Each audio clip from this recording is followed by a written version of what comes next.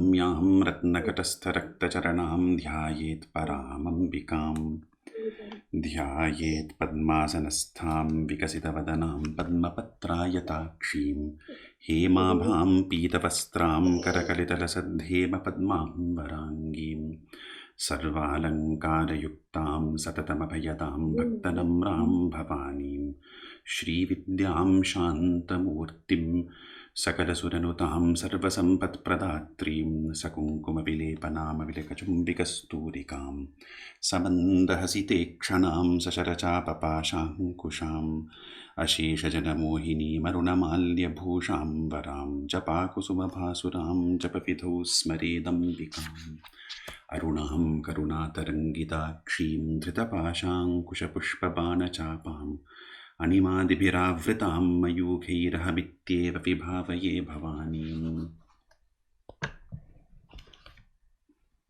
So we again meditate upon Sri Lalita Mahatripurasundari, the playful beauty of all the worlds, who is our own consciousness. Like last time, I ask you to join me in the journey to Sudha Sagara, which means the ocean of nectar, which is in our own heart and is the residence of the playful Lalita Devi. You can relax and close your eyes. And within your heart, there is this infinite expanse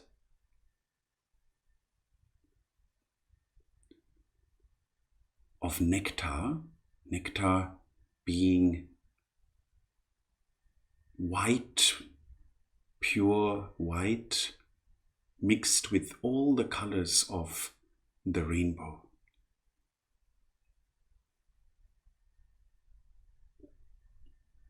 The white represents the pure absolute wisdom, whereas the many colors represent the many experiences of the world, the infinite karmas, infinite activities, infinite worlds that come into being. And all these are never separate from absolute wisdom. This ocean of nectar extends infinitely before you, infinitely behind you, infinitely to your right, infinitely to your left.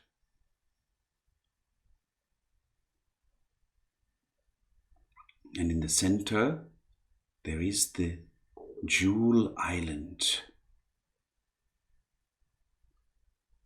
Manidvipa, an island made of living jewels, not dead jewels, but living jewels. And on this island, there is the sacred forest of hibiscus trees, representing pure bliss.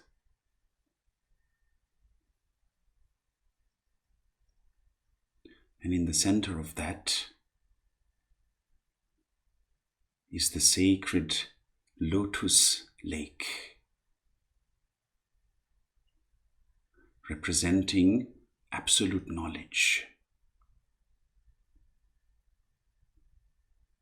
And in the center of that is the Shri Yantra or Shri Chakra in the form of a palace.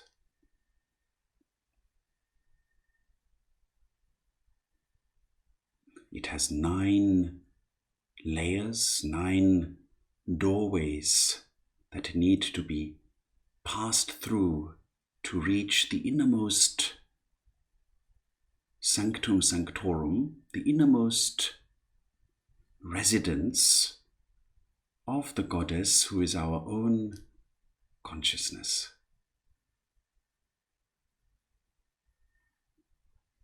In these 9 layers, there are many, many different powers and abilities of pure consciousness.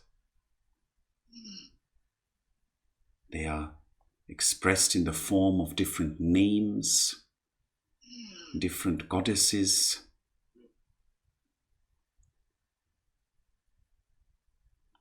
But they are all forms of the one goddess.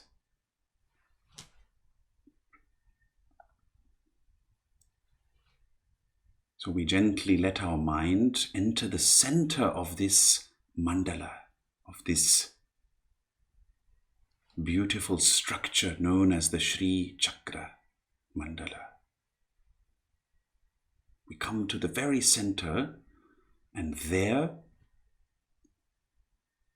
resting upon a lion throne, upon whom Shiva, the absolute reality, absolute existence, is resting, seated in a posture of royal ease, is Lalita, shining like 1,000 morning suns.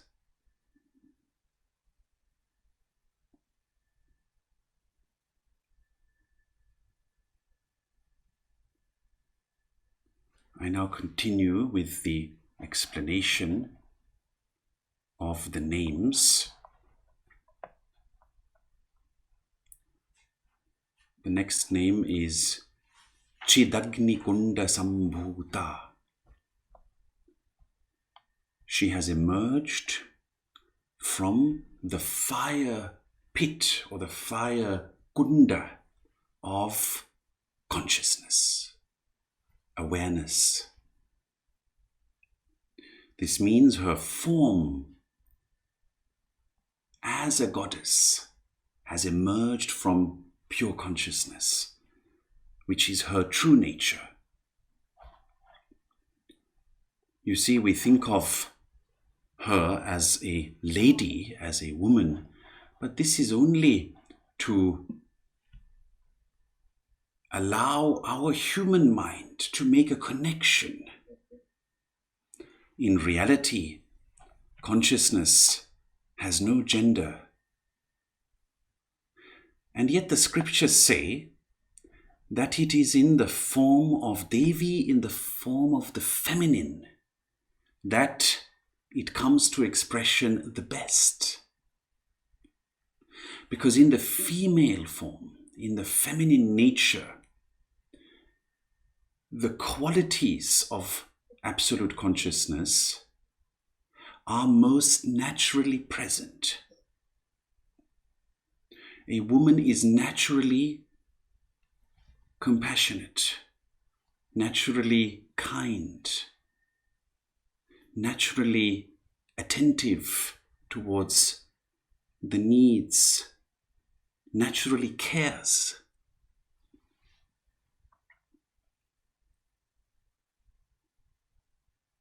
Whereas perhaps men have to learn that with some effort. Therefore, to envision absolute consciousness as Devi, as the Divine Mother, is the best possible way. Why is consciousness compared to a fire? Krishna in the Gita also says, Jnana-agni sarva karmani bhasmasat kurute Arjuna, that the fire of knowing burns all our karmas. Those of you who have some experience with meditation will have seen that when we are absolutely quiet and we are just observing, when we are completely resting in the nature of consciousness, which means to know, which means to observe, then mysteriously all the ups and downs of the mind, all our karmas, activities, come to an end. It is like they're consumed by consciousness. So all our experiences is like fuel. They are like fuel. And consciousness consumes all that. The more we are aware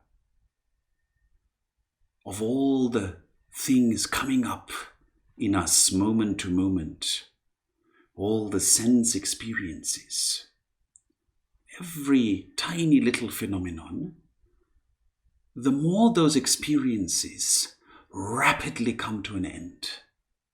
It is like consciousness is constantly consuming them.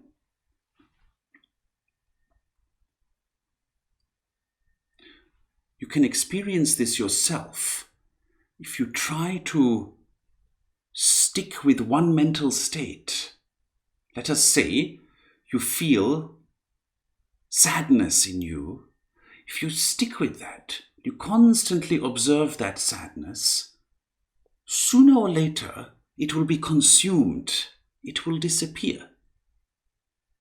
You have to try to believe that.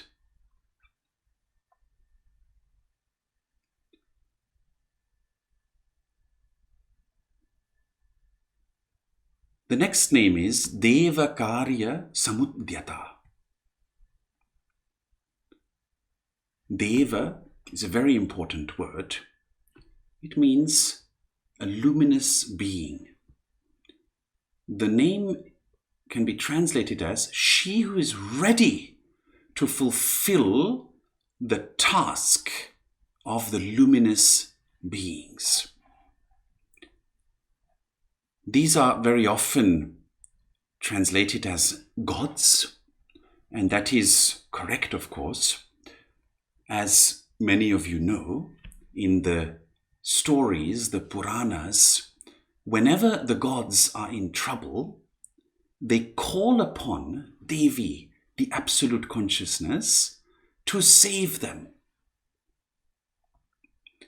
Last time I told you about Bandasura, the demonic ignorance that brought darkness over all the worlds and spread pride and anger and excessive desire everywhere, so that there was no longer any contentment. This darkness overcame the beings known as Devas, the luminous beings, the auspicious, positive beings who look after nature, who are in charge of the natural order of things. And thus everything fell into chaos. And the Devas came together and performed a big fire ceremony, where each of them offered a little bit of themselves into the fire with the request for help. And from that fire pit, Devi arose. The goddess came to save them. But now, this is only the outer meaning. According to the commentator, Bhaskararaya, there are 3 levels of meaning. One is this outer meaning of the gods of nature seeking help so that balance is restored. But the inner meaning is that our senses, not only the 5 senses of knowledge, which are smelling, hearing, tasting, feeling, and seeing, but also the other faculties we have of engaging in action, our feet, our hands, our mouth, and other organs in the body, all these came out of balance. They became ill. And from their prayer to the innermost consciousness, the goddess arose and removed all their troubles, thus restoring the senses to good health. Very often in the Upanishads, Deva really means senses. The mind is also a sense. The word Deva also has other meanings, such as krida, to play, where it refers to the infinite play brought about by all the powers of creation in the form of this world of ours, which is in fact so beautiful if only we know how to look. And when these powers are brought into imbalance, then the world suffers. In fact, I think it is fair to say that our current time we are in, this time of COVID and suffering for the world, is one of these periods where these powers of creation are in imbalance. And therefore, symbolically speaking, something demonic is going on. A lot of suffering. Demon doesn't mean someone with horns is after you, don't worry. It just means that naturally there's a lot of suffering around. And that this suffering is self-perpetuating. And at such a time, when we connect to Lalita, she gives us strength and helps in some way to restore that balance. And then the innermost meaning, of course, I've already hinted at, is when we have lost the understanding of our own true nature, which is called Atma or Svarupa.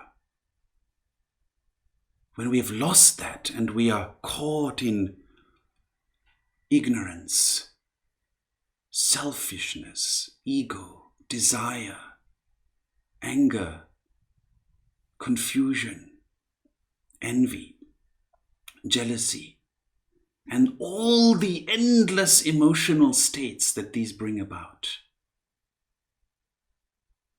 At such a time, our being is totally in imbalance. The Upanishads call this Atmaha, Atmagna, someone who has lost themselves.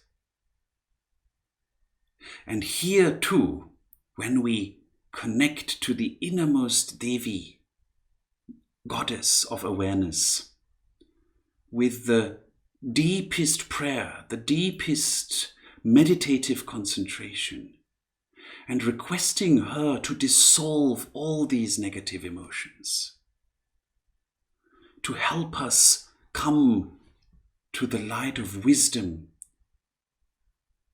then she really helps. By praying, by connecting with her, she slowly manifests within us. The Upanishad says, Yame vaisha vrinute tena labhyas, tasyaisha atma vivrinute tanum svam. He or she who prays to the true nature, to him or her, the true nature reveals itself.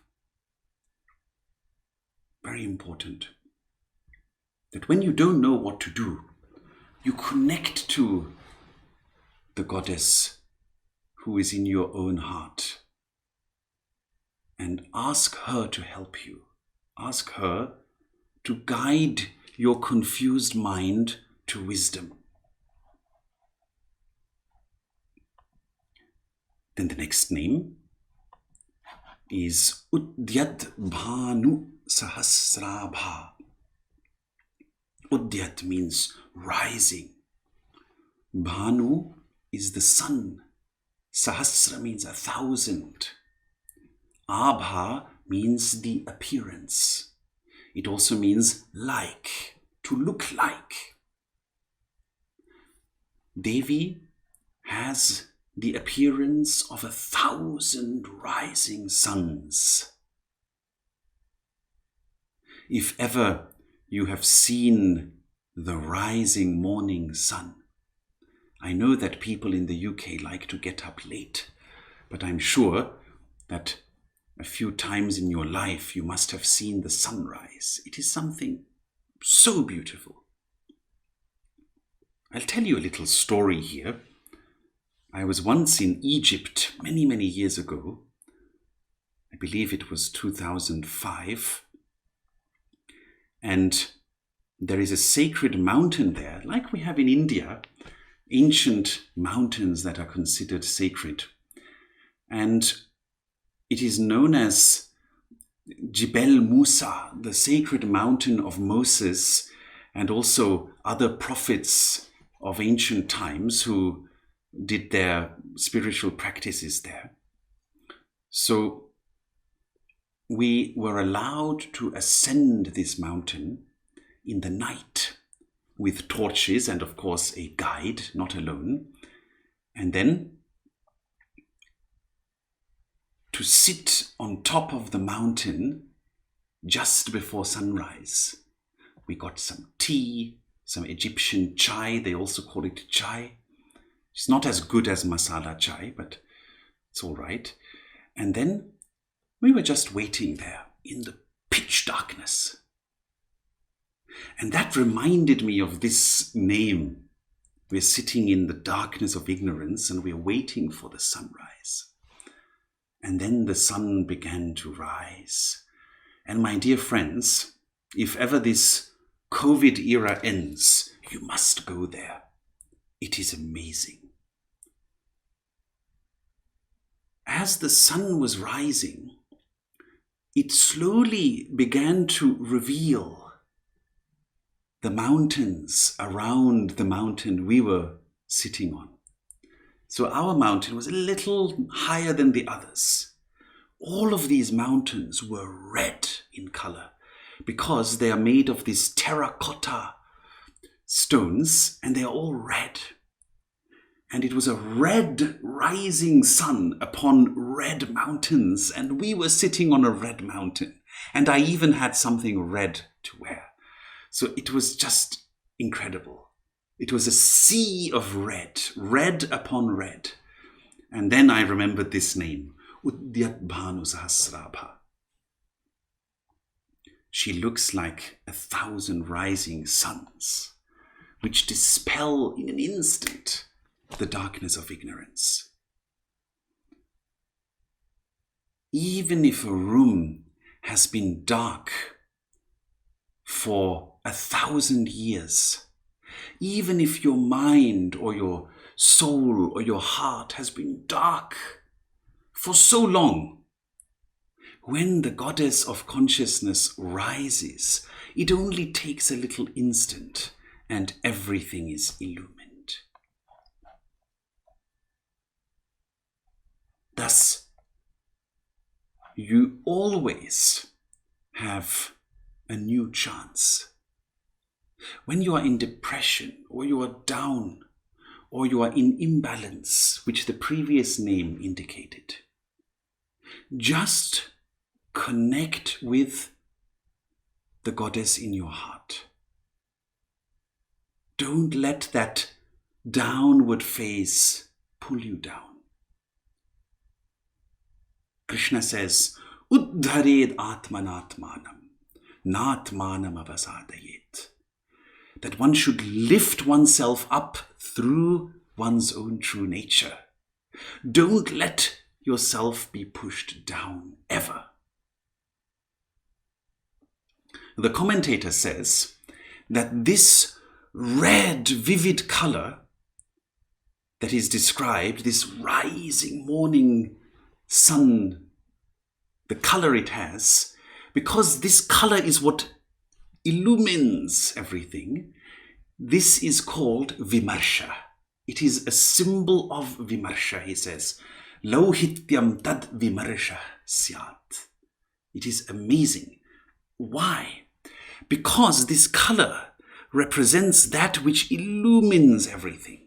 Similarly, vimarsha, which means to pay attention to our inner states, minutely bringing awareness to everything, always to be aware, brings light to everything. It's very beautiful.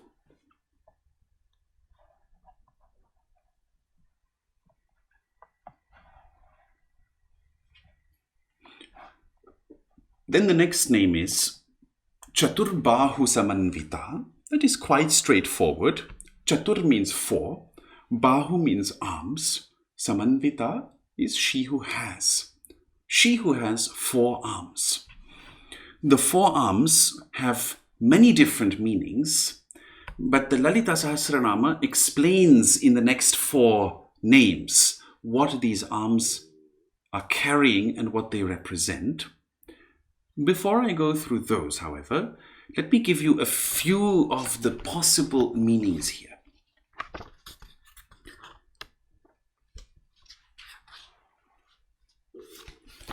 The four arms are dharma, artha, kama, and moksha. Pure consciousness expresses itself in the form of dharma, that which brings happiness and freedom, our role in life, finding the right role. What in modern language is called to find one's destiny, which is not always as grand as we think it is when we are young.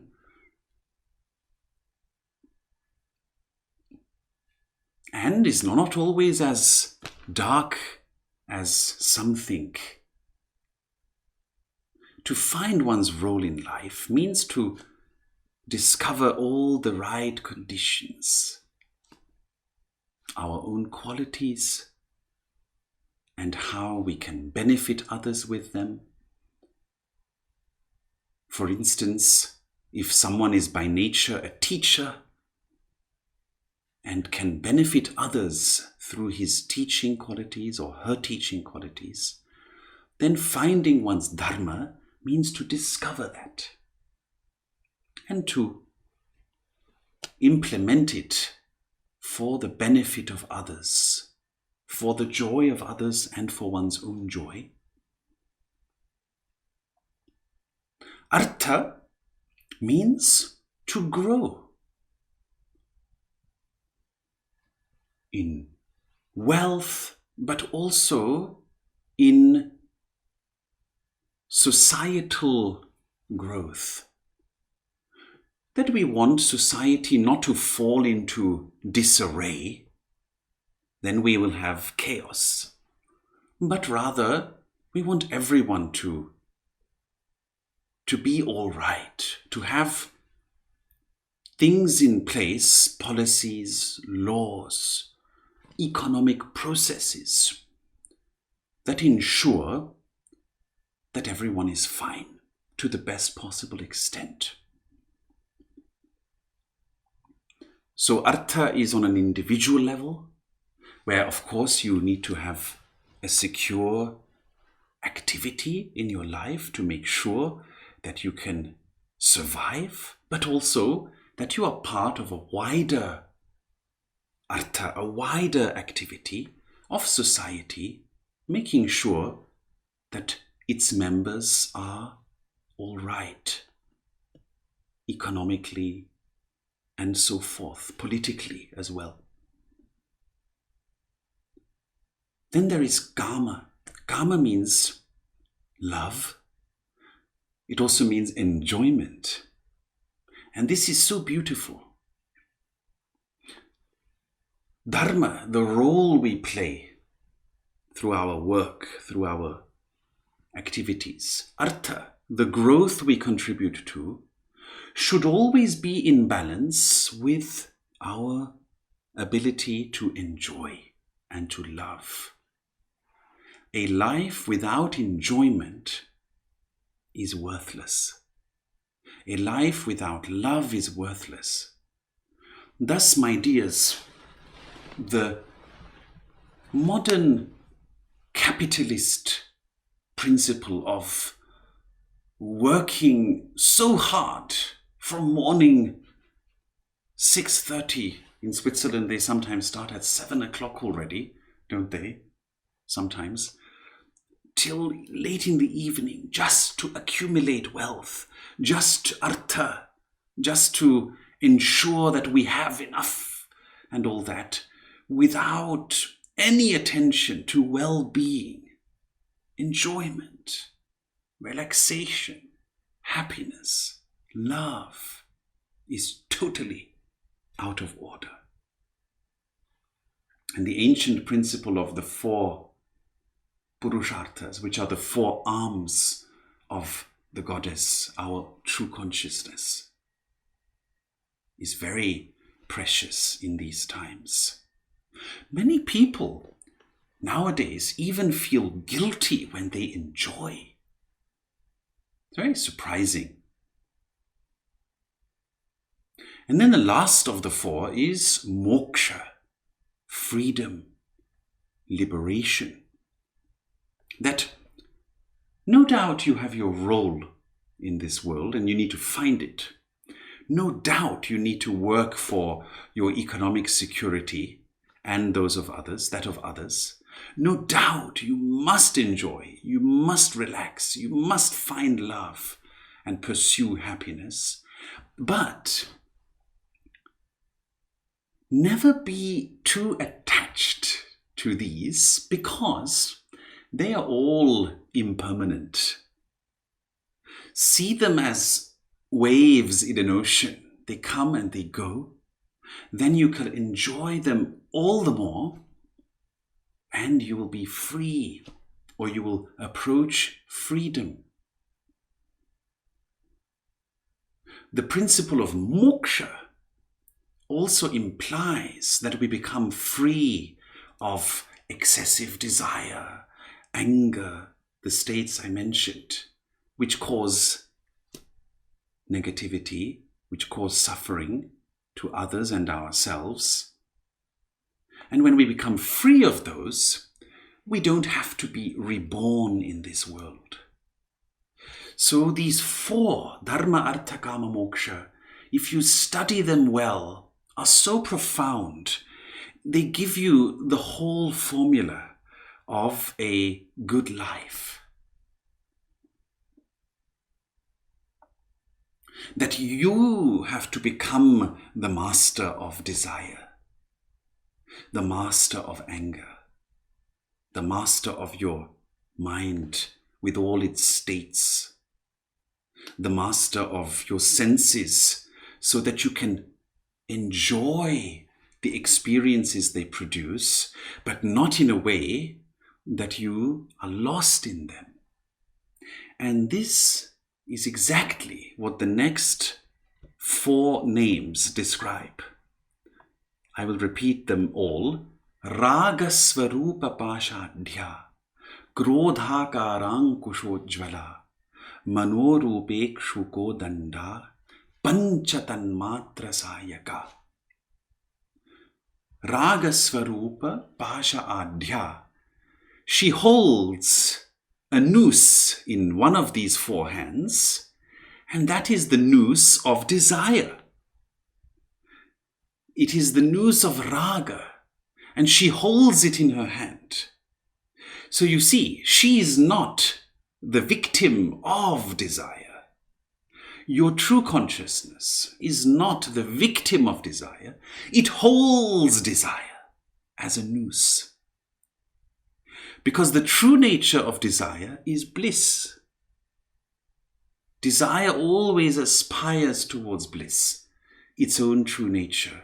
And that is the noose represented by Lalita's Bhasha. This is the noose. It is represented by that through her blissful nature, which we all desire, she slowly pulls us towards herself. And in the other hand, she has Krodhakarankusha. She has a goad, a hook, whose nature is anger. So she's the master of anger, and at the same time, like an elephant is goaded with a hook, our true consciousness pushes us on the path through all the things we don't like and we have aversion towards. Our desire is, in its deepest nature, the wish for bliss, which is Lalita. And our upset, our anger and aversion is that which goads us on the path. Thus, my dears, all the problems in your life, whatever makes you upset, whoever makes you upset, is simply the goddess in the form of this goad, this ankusha, that is pushing you on the path to freedom. You can therefore see everyone who upsets you as a manifestation of her ankusha, her goad. Your boss, your neighbors, your parents, if you like. Some of you have a difficult father, some of you have a difficult mother, some have a difficult grandmother. Some of you are a difficult father or a difficult mother, and some of you are a difficult son or a difficult daughter. In this way, you can see all the hurdles arising to you as simply things that are pushing you on the path. And then, Manorupekshu Kodanda. She holds the mind in the form of a sugar cane. So if you have seen a picture of Tripura Sundari, she has a sugar cane bow, reclining like this in her hand, and this is mana. This is the mind, the dualistic mind, which is always wavering between the past and the future, can never stay in the present. It is always lost in concepts called vikalpa, in ideas, and never in the actual experience. And this represents confusion. And with this mind, she has the 5 subtle elements which are linked to our 5 senses. And they are like arrows, sayaka, panchatanmatra sayaka, and she's holding them as 5 arrows of flowers, made of flowers. So our confused mind gives rise to the experience that our senses bring about. When the mind is no longer confused, when we have recognized the nature of consciousness, we see the world totally differently. The world is then no longer just this dull appearance, it is full of light, shining in all the colors of the rainbow. So these 4 arms that she holds, and the noose, which represents desire and bliss, the hook, which represents anger, aversion, but also clarity and wisdom, jnana, and the bow, which represents the dualistic mind, the conceptual mind, as well as the 5 elements which are linked with the 5 senses. These are held by the goddess. She is their master. She is their queen. And she uses them for the benefit of others. Next time, I will also talk a little bit about how we ourselves can recognize that desire in its true nature is bliss, and anger in its true nature is clarity. But now we don't have the time left for that. So I will speak about that next time. If you have any questions, please feel free to ask.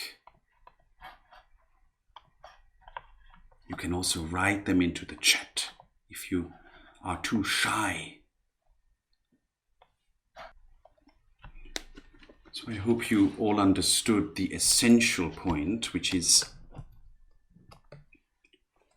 that you can always connect to the goddess in your heart whenever you are confused, whenever you are in excessive desire or you are in an excessive anger. You connect to her, and she, who is the master of these, she holds them in her hands, will help you. Someone asks, why does she wear a red sari? Well, this is, of course, more in the way she's painted nowadays. She wears a red dress. The color red is the color of bliss in the scriptures. Every color has a different meaning. The color blue, for instance, is the color of clarity, whereas red is the color of bliss. And because her true experience is always so blissful, the way it feels to connect with her is so blissful. That is why she is depicted as this color, as having this color. She's a goddess of bliss.